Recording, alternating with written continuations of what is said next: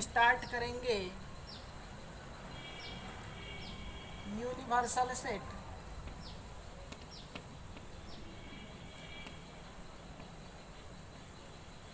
Universal set,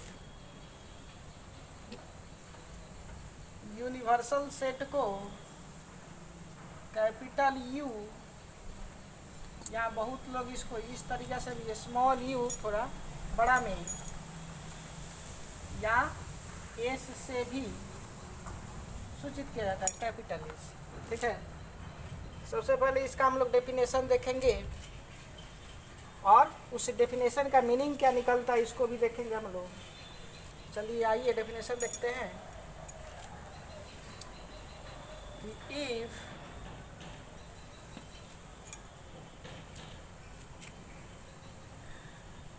the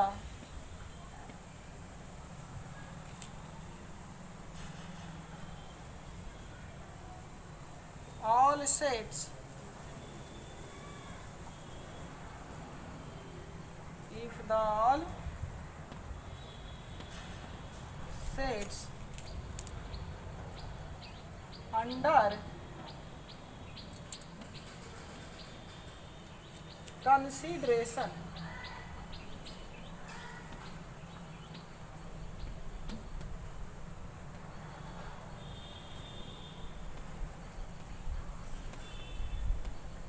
under consideration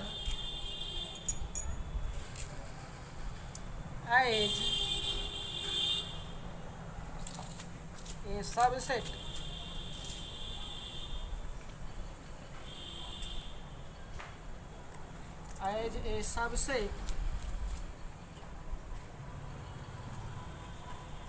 of a given set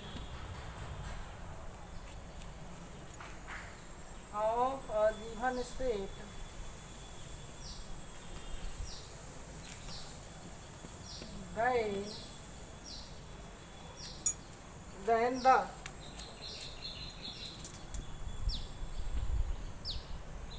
given set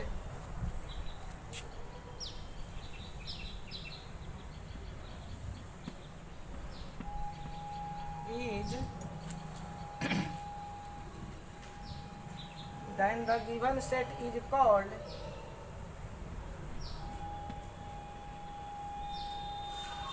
universal set.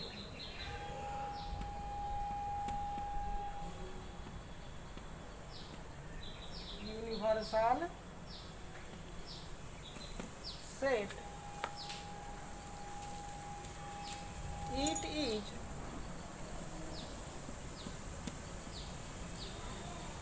denoted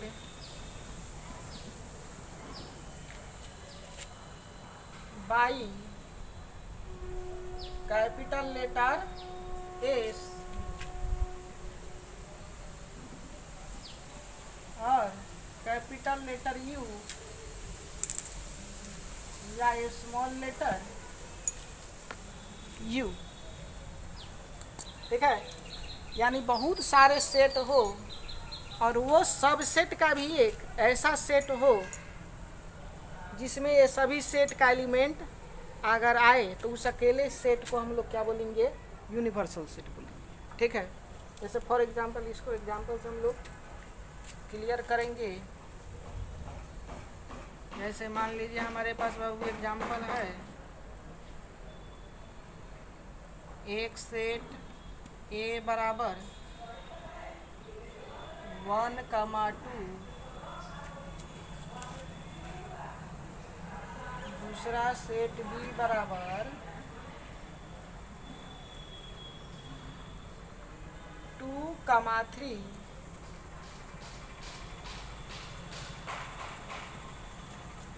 और तीसरा set सी बराबर 4,5, 6, 7, 8,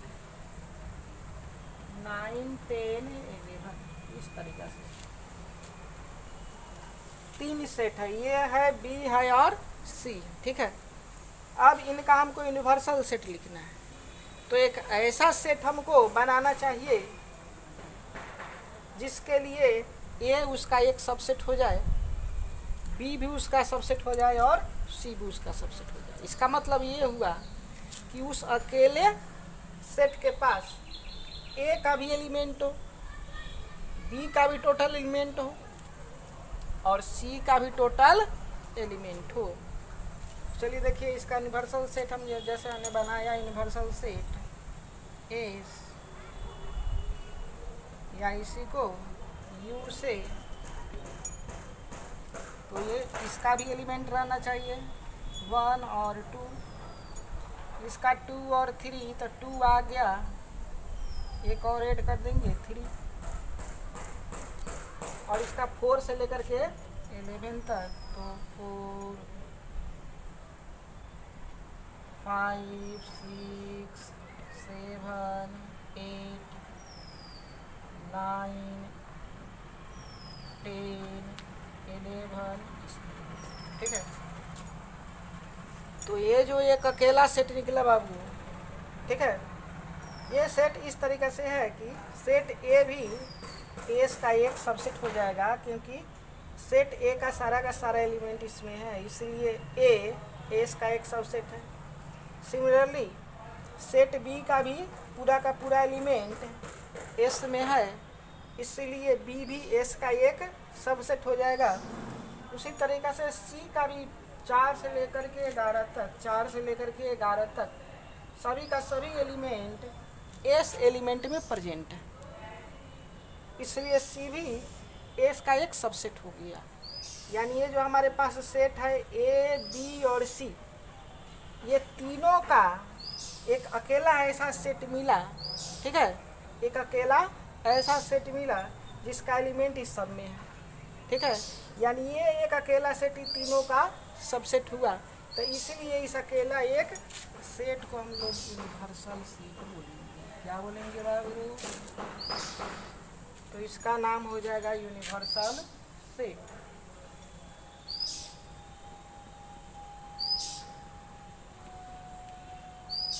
universal set.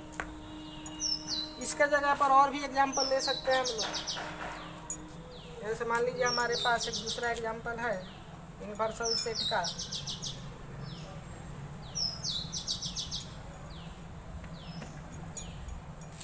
इसमें 1 भी आ गया, 2 3 4 5 6 7 8 9 10 11 12 13 कुछ इस तरीके से सेट आ गया हमारे पास। तो फिर ये जो सेट है इसमें देखिएगा तो ए का टोटल एलिमेंट, फिर बी का भी टोटल इसमें एलिमेंट है देखिए, और सी का भी 4 से लेकर के 11 तक इसमें एलिमेंट प्रेजेंट है, साथ में 12 और 13 भी है। इसका मतलब ये भी सेट जो है, ये सेट ए बी और सी का एक यूनिवर्सल सेट कहलाएगा, क्योंकि ए इस सेट का एक सबसेट है, सेट बी भी इसका सबसेट है और सेट सी भी इसका एक सबसेट है। इसीलिए इस सेट को हम इस सब का यूनिवर्सल सेट कह सकते हैं। तो ये भी हमारा एक तरीका का यूनिवर्सल सेट। तो इसको भी बोल देंगे हम लोग यूनिवर्सल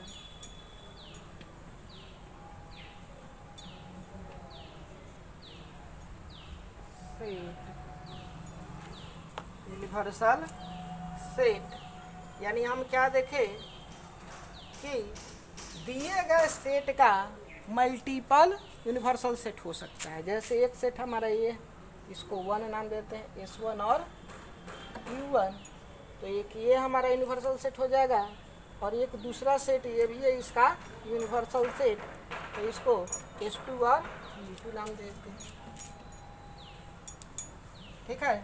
तो दिए गए कलेक्शन ऑफ सेट का यहाँ पर 2 यूनिवर्सल सेट अभी हमने लिखा है, उसी तरीक़ा से और भी बहुत सारे लिखा जा सकता है। यानी यूनिवर्सल सेट मल्टीपल पॉसिबिलिटी रखता है अपने आप को कंटेन करने का। ठीक है, इसको और एग्जांपल से हम लोग क्लियर करेंगे।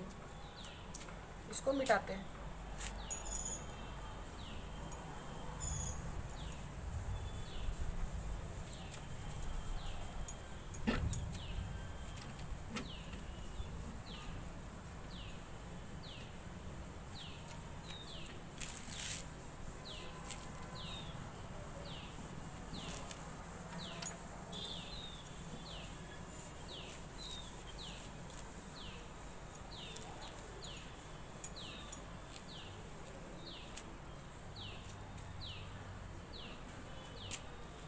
चलिए, जैसे एग्जांपल हो गया अब आपका हमारे पास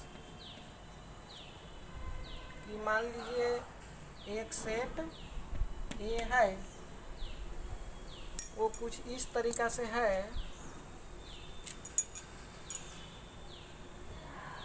ए बी सी डी,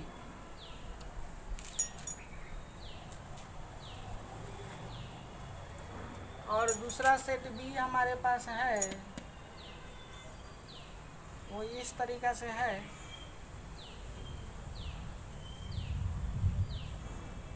इस तरीक़ा से है कि इसमें आ गया मान लीजिए A B C D E और एफ। और मान लीजिए थोड़ा देर के लिए इसमें ए गायब है, एफ और यहाँ पर जी कर दीजिए। ये 2 सेट है, ये दोनों सेट का हमको यूनिवर्सल सेट निकालना है। तो कैसे निकालेंगे? तो यूनिवर्सल सेट निकालना एकदम ईजी है। ठीक है, ऐसा सेट बनाइए जिस सेट में ए का भी एलिमेंट प्रेजेंट हो और बी का भी एलिमेंट प्रेजेंट हो। तो ए का एलिमेंट अगर प्रेजेंट होगा तो ए का एलिमेंट हमारा ए हो जाएगा, फिर बी हो जाएगा, फिर सी हो जाएगा, फिर डी हो जाएगा। अब सेट बी का अगर एलिमेंट प्रेजेंट रहना चाहिए तो इसमें जी है, तो यहाँ पर जी लिख देंगे।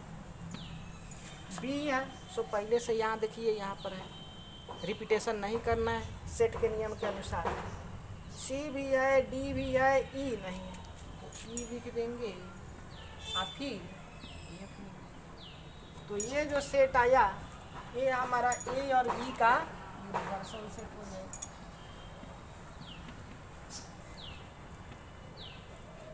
Universal set. उसी तरीक़ा से और क्या हो जाएगा यूनिवर्सल सेट? यूनिवर्सल सेट इसको हम बोल सकते हैं कि x such that x is the x such that x is the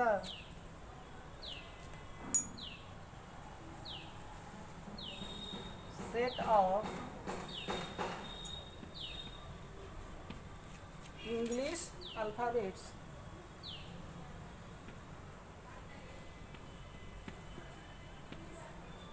English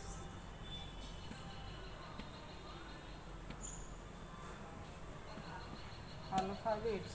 ठीक है, तो इंग्लिश अल्फ़ाबेट का अगर जितने भी हम लोग सेट बनाएंगे तो उससे जो सेट हमको मिलेगा वो क्या हो जाएगा? सेट ए और सेट बी का यूनिवर्सल सेट हो जाएगा। तो फिर से हमने देखा कि यहाँ मल्टीपल पॉसिबिलिटी है। ठीक है, चलिए एक और एग्जांपल देख लेते हैं बाबू।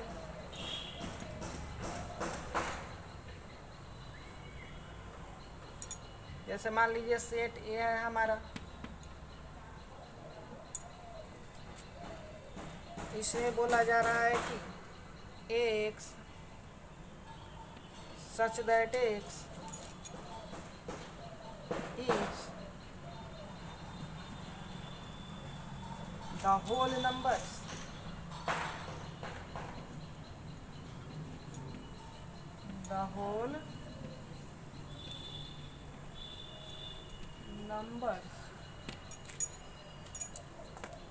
और दूसरा सेट भी हमारे पास हो गया x such that x is the negative number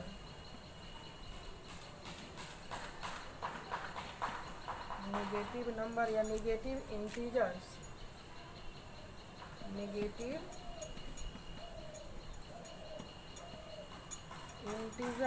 ठीक है। तो ये जो दो सेट हमारे पास है, सेट ए में टोटल का टोटल होल नंबर्स है, यानी 0 से स्टार्ट करके 1 2 3 इस तरीक़े से करते करते हम लोग इन्फिनिटी तक जाएंगे। और सेट बी में हमारा निगेटिव इंटीजर है, यानी -1 -2 -3 इस तरीक़ा से हमारे पास सेट होगा। ठीक है। तो दोनों सेट को अगर कंबाइन किया जाए, तो इसका एक यूनिवर्सल सेट निकल के आएगा U। ठीक है, रियल नंबर जिसमें ये दोनों आसानी से आ जाएंगे। तो यहाँ पर हमारा एक S या U आ गया, जिसमें हमारा x सच दैट x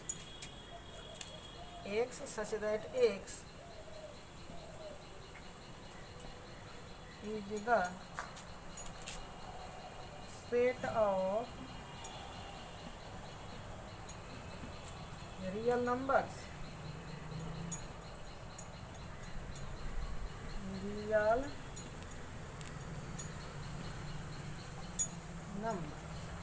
ठीक है। तो ये हमारे यूनिवर्सल सेट हुए।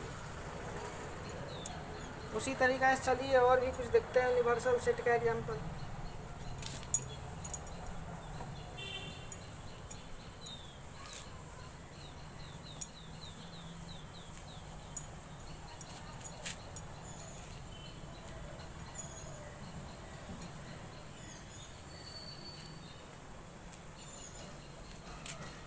चलिए देखिए बाबू,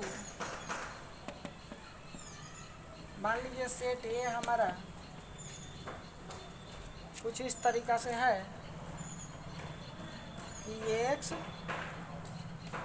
such that x is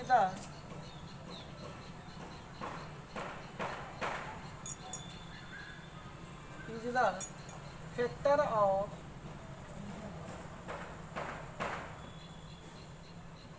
factors of 8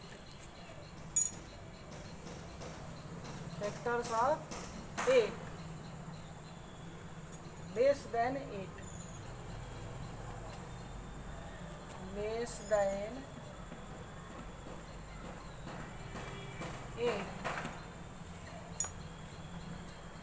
और दूसरा सेट भी हमारे पास हो गया। ये कुछ इस तरीक़ा से है कि x such that x is the factors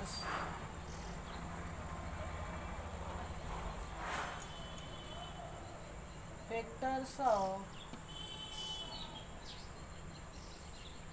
12।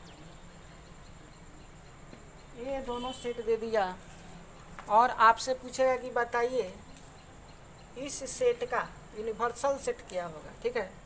तो यूनिवर्सल सेट बनाना हो तो उसमें ए का भी एलिमेंट रहना चाहिए और बी का भी एलिमेंट रहना चाहिए, दोनों का एलिमेंट रहना चाहिए। ठीक है। तो दोनों को सबसे पहले हम लोग क्या करेंगे बाबू, तो दोनों को हम लोग टेबुलर फॉर्म में लाने की प्रयास करेंगे ताकि पता चले कि इसका एलिमेंट क्या है या इसका एलिमेंट क्या है। ठीक है। तो इसको टेबुलर फॉर्म में लिखेंगे तो ये हमारा हो जाएगा 8 का फैक्टर जो 8 से छोटा हो, यानी 1 हो सकता, 2 4, ये सेट ए हो गया। और सेट बी क्या हो जाएगा, तो 12 का फैक्टर यानी 1 हो गया, 2 से भी कट जाएगा, 3 से भी, 4 से भी, 6 से भी और 12 से। ठीक है। चलिए, तो इन दोनों का अगर हमको यूनिवर्सल सेट लेना है तो यूनिवर्सल सेट लेंगे तो ऐसा सेट लेना पड़ेगा जिसमें ए का भी एलिमेंट हो और साथ में बी का भी एलिमेंट हो। उसके अलावा हो भी सकता है और नहीं भी हो सकता है, लेकिन कम से कम ये दोनों एलिमेंट रहना चाहिए। जैसे मान लीजिए हमने यूनिवर्सल सेट लिखा तो ये क्या हो जाएगा, 1 2 3 4 6 12, ठीक है।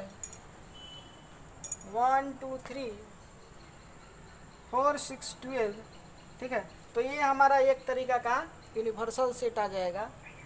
इसको ध्यान से देखिएगा तो ये 12 का क्या बोलते हैं 24 के फैक्टर से थोड़ा सा कम है, क्योंकि 24 का फैक्टर कंपेयर कीजिएगा तो आ जाएगा 1 से कट जाएगा, 2 से कट जाएगा, 3 से भी कट जाएगा, 24 4 से भी आ जाएगा, 6 भी एक फैक्टर होता है, फिर 8 भी हो जाएगा, 12 हो जाएगा और 24 हो जाएगा। तो एक सेट तो हमारा ये आया, दूसरा सेट ये आ गया, ठीक है। तो इसको सेट बिल्डर फॉर्म में लिखिए, चाहे अभी जो है हमारे टेबुलर फॉर्म में है उस फॉर्म में भी लिखिए, कोई दिक्कत वाली बात नहीं है, ठीक है। चलिए, इसी को और भी हम लोग सेट बना सकते हैं। क्या बना देंगे, तो ये इंटीजर का एक तरीका का सेट हो जाएगा, क्योंकि इंटीजर का सेट लेंगे तो ये सब का सब उसमें इंक्लूड हो जाएगा। तो इसलिए इसको लिख सकते हैं x such that x is the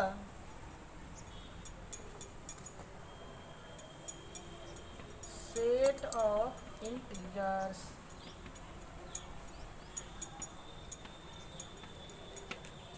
ठीक है। उसी तरीका से होल नंबर का या नेचुरल नंबर का भी हम लोग यूनियन बना सकते हैं। तो यूनिवर्सल सेट इस तरीका से हमारा आ जाएगा। अब कभी कभी आपसे पूछता है कि बताइए अगर इक्विलेटरल ट्रायंगल है, इक्विलेटरल ट्रायंगल, तो उसका यूनिवर्सल सेट क्या होगा। तो इक्विलेटरल ट्रायंगल का यूनिवर्सल सेट हमारा क्या होगा, तो वे सारे ट्रायंगल जो स्पेस में हम आसानी से ड्रॉ कर सकें या किसी पेपर पर ड्रॉ कर सकें, ठीक है, तो उनसे जो सेट बनेगा वही सेट हमारा क्या हो जाएगा, इक्विलेटरल ट्रायंगल का यूनिवर्सल सेट हो जाएगा, ठीक है।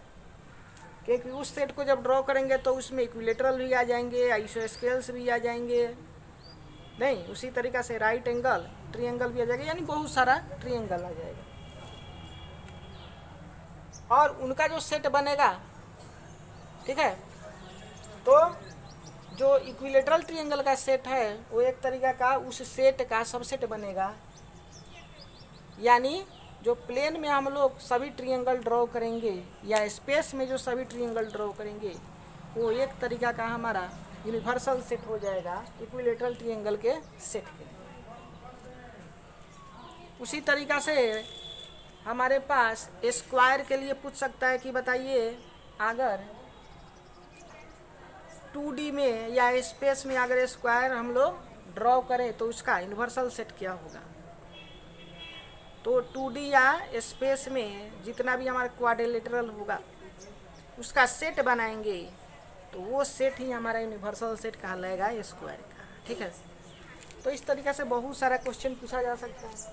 उसी तरीके से मान लीजिएगा कि हमारा 2D में एक ही पेपर पर अगर हम लाइन ड्रॉ कर रहे हैं, ट्रायंगल ड्रॉ कर रहे हैं, रेक्टेंगल ड्रॉ कर रहे हैं या हमारा सर्किल ड्रॉ कर रहे हैं तो उसका यूनिवर्सल सेट कौन होगा। तो उसका यूनिवर्सल सेट वही पेज हो जाएगा 2D का जिस पर आप ये सब ड्रॉ करते हैं, क्योंकि उसी में ये सब समा रहा है, ठीक है।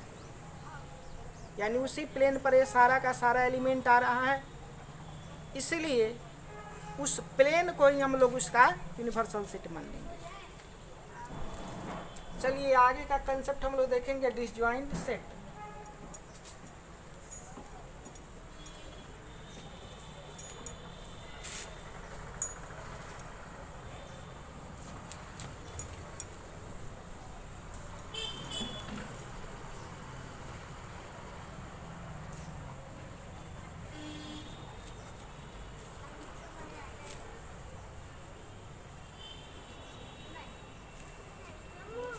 disjoint set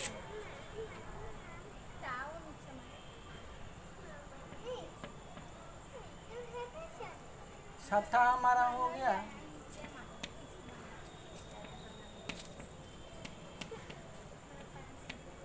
disjoint set. ठीक है, चलिए देखिए डिसजॉइंट सेट का सबसे पहले हम लोग डेफिनेशन लिखेंगे और उसके बाद इसका एग्जांपल देख लेंगे। बोलेंगे if two sets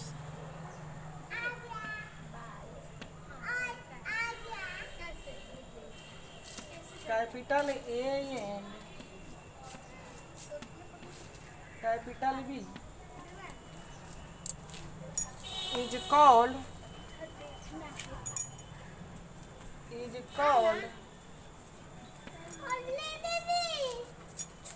disjoint set।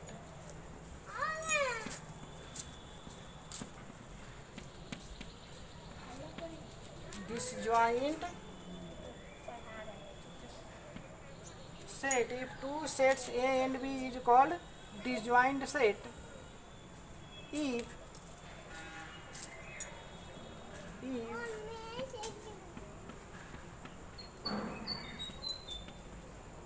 there is no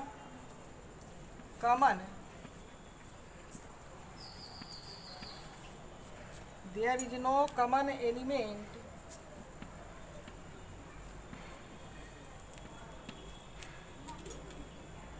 between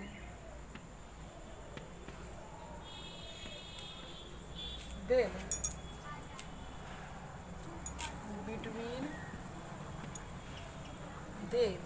ठीक है, यानी दो कोई भी सेट हो उनके बीच अगर किसी भी तरीका का कोई भी कॉमन एलिमेंट पॉसिबल नहीं हो तो वो दोनों एलिमेंट को एक दूसरे का हम लोग डिसजॉइंट सेट बोलेंगे।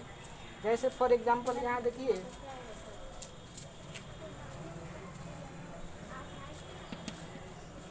मान लीजिए सेट ये है हमारा बाबू एक्स वाई जेड और दूसरा सेट बी हो गया हमारे पास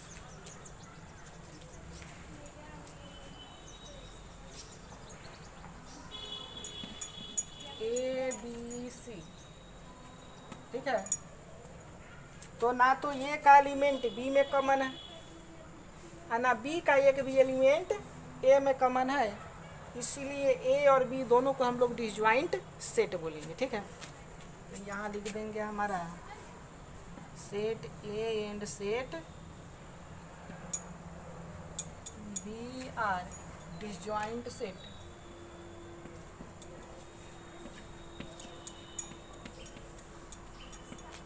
डिसजॉइंट सेट। चलिए कुछ और एग्जांपल देखते हैं डिसजॉइंट सेट का।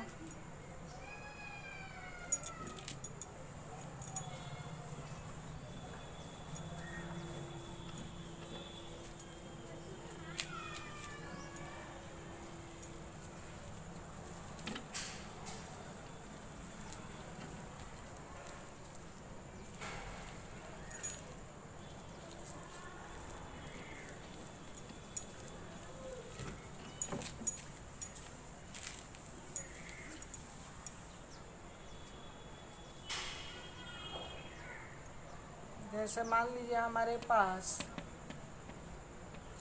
सेट ए है और इसके बारे में बोला जा रहा है कि x such that x is the solutions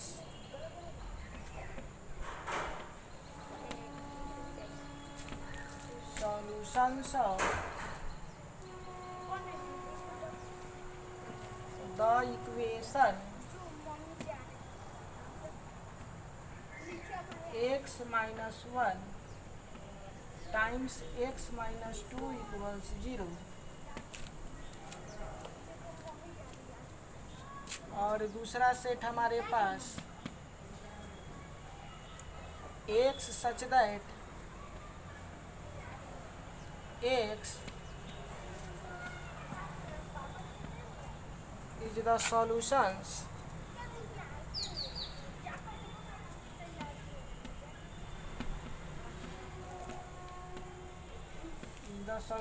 of the equation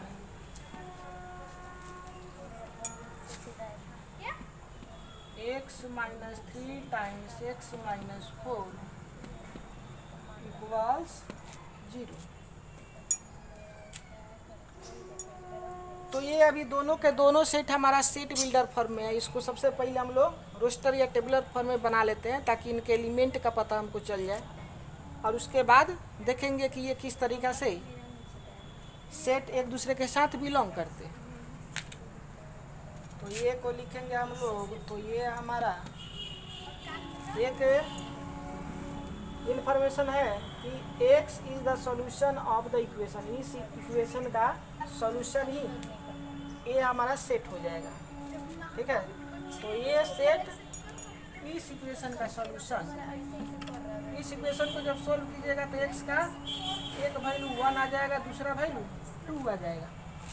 यानी सेट ए के पास दो एलिमेंट, एक 1 और दूसरा 2 हो गया। फिर बी जब लिखिएगा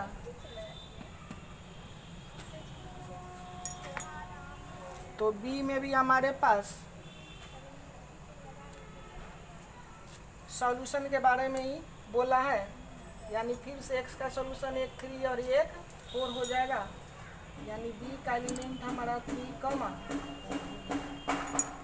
तो अब ध्यान से देखिएगा, सेट ए का एलिमेंट, ठीक है, बी के साथ मैच नहीं कर रहा है, और ना ही सेट बी का कोई एलिमेंट ए के साथ मैच कर रहा है, ठीक है। इसलिए ए और बी हमारा क्या हो जाएगा, सेट ए और बी डिसजॉइंट सेट हो जाएगा। डिसजॉइंट सेट हो जाएगा। उसी तरीक़ा से मान लीजिए एक और एग्जांपल हमारे पास कुछ इस तरीक़ा से है।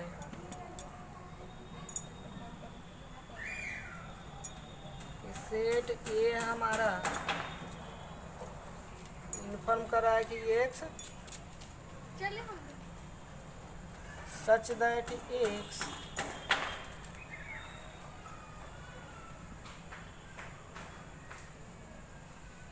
Is the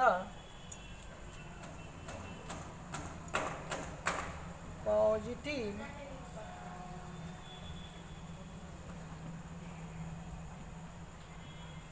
integer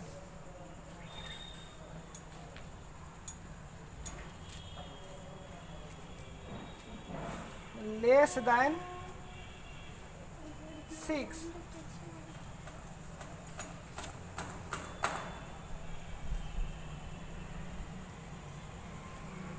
less than 6। और दूसरा सेट हो गया बाबू हमारे पास, ये बोल रहा है x such that x is the negative integer.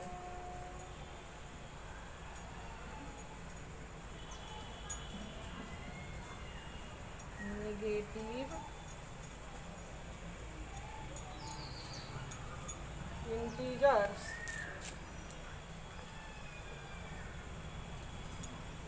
Greater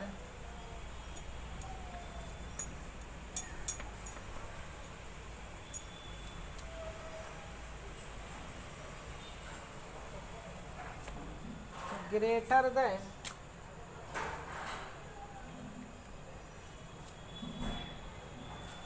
या इसमें एक काम कीजिए, प्रॉफिट ले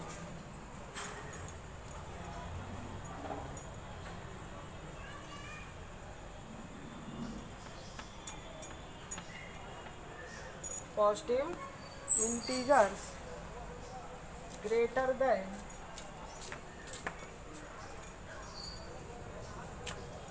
6। ठीक है, चलिए देखिए सेट ए क्या है और सेट बी क्या है, इसको देखिए अब।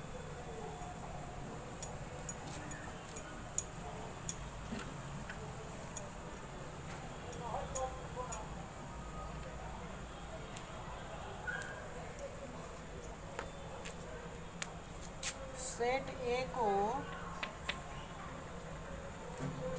रोस्टर फॉर्म में लिखेंगे तो ये क्या है, पॉजिटिव इंटीजर है जो 6 से छोटा है, और पॉजिटिव है यानी 1 हो गया, 2 हो गया, 3 हो गया, 4 हो गया, 5 हो गया, यही 6 से छोटा है। और बी के बारे में बोल रहा है 6 से बड़ा, तो ये 7 हो गया, 8 हो गया, 9 हो गया, 10 हो गया, इस तरीक़े से अपना आगे। ठीक है, तो फिर से देखिएगा कि ए का ना कोई एलिमेंट बी से मैच कर रहा है और ना ही बी का कोई एलिमेंट ए से मैच कर रहा है, इसलिए ए और बी दोनों को हम लोग क्या कर सकते हैं, तो दोनों को एक दूसरे का हम लोग डिसजॉइंट सेट बोल सकते हैं। ठीक है, तो यहाँ से ए एंड बी क्या हो गया, डिसजॉइंट सेट हो गया।